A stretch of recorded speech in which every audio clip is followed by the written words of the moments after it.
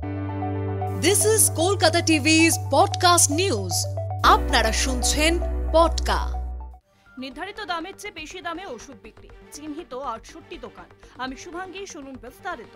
জীবনদায়ী ওষুধ নিয়ে রাজ্যের বেশ কয়েকটি ব্যবসায়ী মহল ছিনিমিনি খেলছে। নির্ধারিত দামের চেয়ে বেশি দামে ওষুধ বিক্রি ঘটনায় নড়ে চড়ে বসেছে নবান্ন।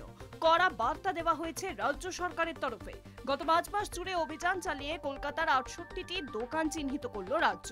ইতিমধ্যে নির্ধারিত দামের চেয়ে বেশি দামে ওষুধ বিক্রির তথ্য প্রমাণ স্বরাষ্ট্র দফতরের হাতে। কলকাতার 68টি দোকানকে চিহ্নিত করে কড়া হুঁশিয়ারি দিয়েছে রাজ্য সরকার। ক্যান্সারের ওষুধ থেকে শুরু করে হাঁপানির ওষুধ, প্রেশারের ওষুধ সহ একাধিক ওষুধ বেশি দামে বিক্রির অভিযোগ। স্বরাষ্ট্র দফতরের নির্দেশে রাজ্যের স্বাস্থ্য দফতর ন্যাশনাল ফার্মাসিউটিক্যাল প্রাইসিং অথরিটিকে জানালো। এরপরও বেশি দামে ওষুধ বিক্রি হলে করা হবে লাইসেন্স বাতিল, স্পষ্ট করে জানিয়ে দিয়েছে রাজ্য সরকার। কলকাতার পর জেলায় জেলায় নির্ধারিত দামের চেয়ে বেশি দামে ওষুধ বিক্রি অভিযান চালানোর নির্দেশ রাজ্যের স্বাস্থ্য দফতরের নির্দেশ রাজ্যের স্বরাষ্ট্র দফতরের। নবান্ন সূত্রে খবর। শুনুন পডকা, রাত দিন 7 দিন।